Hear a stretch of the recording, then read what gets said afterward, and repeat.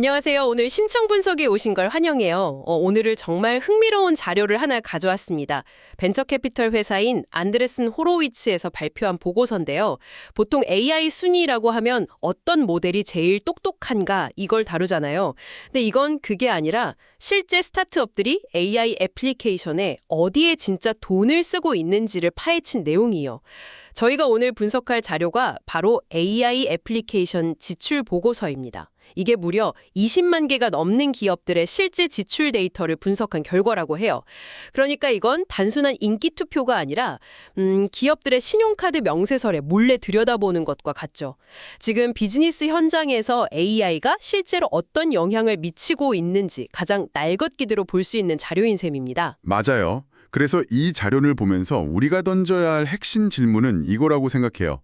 AI가 단순히 기존 직원들의 업무를 좀 더 편하게 해주는 엑셀 같은 도구에 머물 것인가? 아니면 회사의 조직도와 업무의 본질 자체를 뿌리부터 뒤흔드는 혁명이 될 것인가? 이 보고서는 바로 그 질문에 대한 아주 구체적인 단서들을 데이터로 보여주고 있거든요. 그럼 한번 제대로 파고 들어가 볼까요? 좋습니다. 그럼 첫 번째 핵심 발견부터 시작해보죠.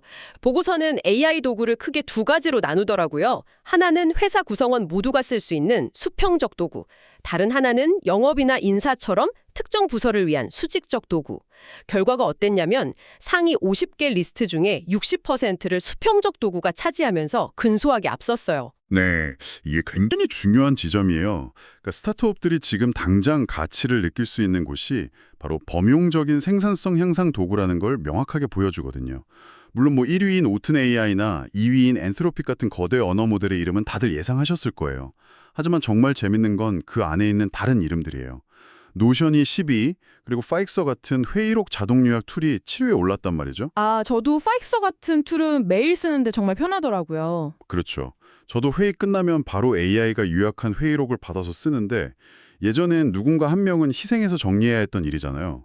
이런 작은 변화들이 모여서 업무 방식을 바꾸고 있는 거죠. 그리고 이건 또 뭘 의미하냐면 AI 비서 시장이 아직 승자독식 구조가 아니라는 거예요. 사용자들이 자기 필요에 맞게 여러 도구를 그냥 넘나들면서 가장 편한 걸 골라 쓰고 있다는 뜻이죠. 그건 정말 생각도 못했네요. 그리고 보고서에서 정말 놀라웠던 부분이 전체 리스트에서 가장 큰 단일 카테고리가 바로 크리에이티브 툴이었다는 점이었어요. 보통 AI 하면 엔지니어링이나 데이터 분석 같은 걸 먼저 떠올리게 되잖아요. 맞습니다. 프리픽이 4위, 오디오를 만드는 일렘블랩스가 5위였죠. 네, 이게 그렇게 보편화됐다는 건가요? 이건 이제 모든 직원이 디자이너나 카피라이터가 될 수 있다는 뜻으로 봐도 될까요? 정확해요. 바로 기술의 민주화가 실제로 일어나고 있는 겁니다. 과거에는 포토샵 전문가나 영상 편집자만 할 수 있었던 일을 이제는 마케팅팀 신입사원도 심지어 재무팀 직원도 몇 번의 클릭만으로 해낼 수 있게 된 거죠. 그리고 이런 현상은 비단 크리에이티브 분야에만 국한되지 않아요. 비전문가도 앱을 만들 수 있게 해주는 소위 바이브 코딩, 그러니까 이런 느낌으로 만들어줘 라고 말하면 AI가 코드를 짜주는 툴에서도 똑같은 현상이 나타나고 있어요. 이건 잠시 후에 더 깊게 다뤄볼 텐데 핵심은 AI가 특정 전문가의 영역을 회사 전체가 쓸 수 있는 보편적인 능력으로 바꿔놓고 있다는 점입니다. 그렇군요. 그럼 반대로 특정 직무를 위한 수직적 도구들은 어떤 상황인가요? 여기서 보고서가 정말 근본적인 질문을 던지더라고요. 이 도구들이 인간 직원을 더 유능하게 만드는 조력자, 그러니까 코파일럿이 될 것인가? 아니면 아예 그들을 대체하게 될 것인가? 현재까지의 데이터만 보면 조력자 모델이 압도적이에요. 리스트에 오른 17개의 수직적 AI 회사 중에 12개가 인간의 업무를 보강하는 역할을 하거든요. 예를 들어 로리캣 M108 같은 고객 서비스 툴은 상담사가 고객 문의에 더 빠르고 정확하게 답변할 수 있도록 돕고요.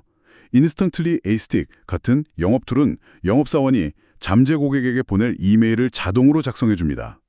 결국 사람이 하던 지루하고 반복적인 업무를 대신해주고 직원은 더 창의적이고 가치 있는 일에 집중할 수 있게 돕는 거군요. 네, 바로 그거죠. 이라고 부르는 작지만 굉장히 의미심장한 그룹이 있잖아요. 이들은 업무를 돕는 수준을 넘어서 아예 처음부터 끝까지 하나의 업무를 통째로 수행하는 걸 목표로 한다고요. 예를 들어 자율 에이전트 로펌을 표방하는 크로스빌 리걸 37이나 AI 엔지니어인 코그니션 34 같은 사례들이요. 맞아요. 바로 그 지점이 이 보고서에서 어쩌면 가장 소름 돋는 부분일 수 있어요. 지금은 17개 중 5개로 소수에 불과하지만 보고서는 앞으로 이런 서비스가 폭발적으로 늘어날 거라고 예측해요. 특히 자본이 부족한 신생 스타트업 입장을 생각해 보세요. 비싼 모펌이나 회계법인과 단연 계약을 맺는 대신 월 구독료 몇백 달러만 내고 AI 변호사나 AI 회계사를 고용할 수 있다면 어떨까요?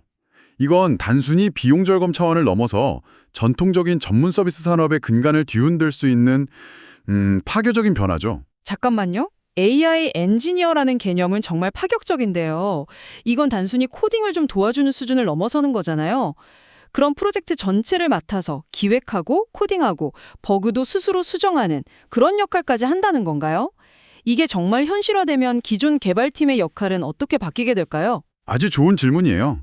코그니션의 데빈 같은 AI 엔지니어는 실제로 그런 목표를 가지고 만들어졌어요. 사용자가 이런 기능을 가진 웹사이트를 만들어줘 라고 자연어로 지시하면 데빈이 스스로 계획을 세우고 필요한 기술을 학습하고 코드를 작성해서 결과물을 내놓죠. 물론 아직 완벽하진 않지만 그 방향성 자체는 명확해요. 이게 현실화되면 인간 개발자들은 더 이상 코드를 한 줄 한 줄 짜는 사람이 아니라 여러 AI 엔지니어를 지휘하고 감독하는 프로젝트 매니저나 아키텍트 같은 역할로 진화하게 될 가능성이 높습니다. 하지만 그게 정말 현실성이 있을까요? AI 변호사라고 해도 결국 최종적인 법적 책임은 사람이 져야 할 텐데요. 이런 자율 에이전트가 실제 비즈니스에서 신뢰를 얻으려면 아직 넘어야 할 산이 많아 보여요. 보고서에서 이런 한계점에 대해서는 언급이 없었나요? 맞아요. 보고서도 그 점을 명확히 하고 있어요. 아직은 초기 단계이고 특히 법률이나 의료처럼 책임 소재가 아주 중요한 분야에서는 인간의 최종 검토와 승인이 필수적이죠. 하지만 중요한 건 방향성이에요. 5년 전만 해도 상상 속의 이야기였던 AI 직원이 이제는 실제 기업들이 돈을 지불하고 사용하는 서비스로 등장했다는 사실, 그 자체가 엄청난 변화의 신호탄인 거죠. 방금 AI가 전문적인 업무를 대체할 수 있는 AI 직원 이야기를 했잖아요. 그런데 생각해보면 코딩이야말로 최고의 전문 분야 중 하나인데 이 영역에서도 비슷한 일이 벌어지고 있는 것 같아요. 보고서에서 바이브 코딩이라고 부르는 현상이 바로 그건데 이게 정말 흥미롭습니다. AI 앱 제작 툴인 레플릿이 오픈 AI와 엔트로픽 바로 다음인 전체 3위를 차지하더라고요. 네, 여기서 정말 재미있는 비교 포인트가 있어요. 웹 트래픽, 그러니까 방문자 수를 기준으로 한 소비자 대상 AI 툴 순위에서는 러버블이라는 다른 툴이 리플릿보다 순위가 더 높게 나왔어요. 더 많은 사람들이 러버블을 구경하러 간다는 거죠. 그런데 실제 기업 지출을 기준으로 한 이 보고서에서는 리플릿이 러버블보다 무려 15배나 많은 수익을 올리고 있었어요. 네, 15배나요? 그건 정말 의외인데요. 보통 이런 툴은 접근성이 좋은, 그러니까 러블리블처럼 더 쉽고 예쁜 결과물을 빨리 만드는 게 더 인기가 많지 않나요? 웹 트래픽이 더 높다는 건 그만큼 더 많은 사람들이 쓰고 있다는 증거일 텐데 왜 실제 돈을 쓰는 기업들은 더 복잡해 보일 수 있는 레플릿을 선택한 걸까요?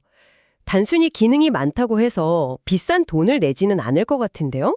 바로 그 점이 소비자 인기와 기업 가치의 차이를 보여주는 핵심이에요. 보고서는 그 이유를 깊이와 기업용 기능에서 찾고 있어요. 러블리블은 디자이너나 기획자가 보기 좋은 사용자 인터페이스, UI 프로토타입을 빠르게 만드는 데 아주 뛰어나요. 접근성이 좋죠. 반면에 레플릿은 실제 비즈니스 환경에서 안정적으로 돌아가는 완전한 기능을 갖춘 애플리케이션과 에이전트를 만들 수 있게 해줍니다. 예를 들어 몇 시간 동안 스스로 데이터를 처리하고 작동하는 에이전트를 만들 수 있고 기존 회사의 데이터베이스와 연동하거나 보안 같은 핵심적인 비즈니스 기능도 내장되어 있죠. 아, 그러니까 러블리블은 보여주기 위한 것을 만드는 데 강점이 있고 레플릿은 실제로 쓰기 위한 것을 만드는 데 초점이 맞춰져 있다는 거군요. 정확해요. 기업 입장에서는 예쁘기만 한 앱보다는 회사의 다른 시스템과 잘 연동되고 보안이 확실한 앱이 훨씬 더 중요하니까요. 바로 이 지점에서 돈을 쓸 가치가 발생한 거죠. 이건 앞으로 이 시장이 어떻게 전개될지에 대한 중요한 질문을 던져요. 과연 UI를 만드는 툴, 데이터베이스를 관리하는 툴, 에이전트를 만드는 툴처럼 여러 전문 툴로 시장이 쪼개질까요? 아니면 넷플릭스처럼 이 모든 것을 아우르는 하나의 플랫폼이 기업 시장을 장악하게 될까요? 아직은 아무도 답을 모르죠. 그렇다면 이 모든 것들이 AI 기업들의 성장 방식에 대해서는 무엇을 말해줄까요? 보고서를 보다 보니 정말 명확한 패턴이 하나 보이더라고요. 리스트에 오른 기업의 거의 70%가 처음부터 거창한 기업 계약을 목표로 한 게 아니라 개인 사용자가 먼저 써볼 수 있는 제품이라는 점이었어요. 이건 B2B 소프트웨어의 판도를 완전히 뒤집는 현상이에요. 과거에는 CIO나 IT 부서장에게 제품을 팔기 위해 영업사원이 몇 달씩 공을 들여야 했잖아요. 그런데 이제는 전선이 완전히 바뀐 거죠. 성장 경로가 소비자, 프로슈머, 기업으로 이어지는 이른바 상향식 방식이 대세가 된 거예요. 아, 바텀업 방식이요? 네, 예를 들어 개발자 한 명이 개인 프로젝트에 미드저니를 써보다가 그 결과물이 너무 좋아서 팀에 전파하고 그게 회사 전체로 퍼져나가는 식이죠. 그럼 나중에는 회사가 어쩔 수 없이 공식적으로 도입하게 되는 거군요. 맞아요. 이제 기업 구매 담당자는 직원들이 이거 없으면 일 못해요 라고 하는 툴을 막을 수가 없게 된 거예요. 말 그대로 권력의 이동이죠. 회사가 공식적으로 도입을 결정하는 게 아니라 이미 직원들 사이에서 사실상의 표준이 된 툴을 회사가 나중에 끌어들이는 형태로 바뀌고 있는 겁니다. 그리고 이 과정이 믿을 수 없을 만큼 빠르게 일어나고 있다는 점도 놀라웠어요. 보고서에 따르면 과거에는 제품 출시 후 기업 시장에 진출하기까지 몇 년씩 걸렸는데 이제는 창업 후 1, 2년 안에 그게 가능해졌다고 하더라고요. 심지어 AI 시장의 거인인 오픈 AI조차 작년에는 매출의 75%가 개인 소비자에게서 나왔는데 이제는 기업과 개인의 비중이 거의 50대 50으로 맞춰져 가고 있대요. 이 현상을 더 큰 그림에서 보면 AI로 인해 소비자와 기업용 소프트웨어의 경계 자체가 허물어지고 있다는 걸 알 수 있어요. 이제 가장 성공적인 기업용 제품은 그리고 개인들이 먼저 사랑에 빠지는 제품이 되는 거죠. 또 한편으로는 효율성을 높여야 한다는 기업들의 절박함 때문에 예전 같은 관료적인 도입 절차도 많이 간소화되고 있어요. 일단 효과가 확실해 보이는 툴이라면 빠르게 도입해서 써보는 분위기가 형성된 거죠. 어쩌면 오늘날 기업의 제품을 판매하는 가장 좋은 방법은 한 명의 직원이 그 제품 없이는 못 살게 만드는 것일지도 몰라요. 오늘 저희는 스타트업들이 AI에 실제로 어떻게 돈을 쓰고 있는지 그들의 신용카드 명세서를 통해 살펴봤어요. 요약하자면 기술의 장벽을 낮추는 유연한 수평적 도구를 선호하고 인간을 대체할 수도 있는 AI 직원을 조심스럽게 실험하며 개인 사용자가 먼저 좋아한 제품을 놀라운 속도로 업무 현장에 도입하고 있었네요. 네, 데이터가 보여주는 건 거창한 구호가 아니라 아주 실용적이고 상향식으로 일어나는 조용한 혁명이에요. 회장님이 지시해서 도입하는 게 아니라 현장의 직원 한 명 한 명이 강력한 도구를 발견하고 회사로 가져오는 방식이죠.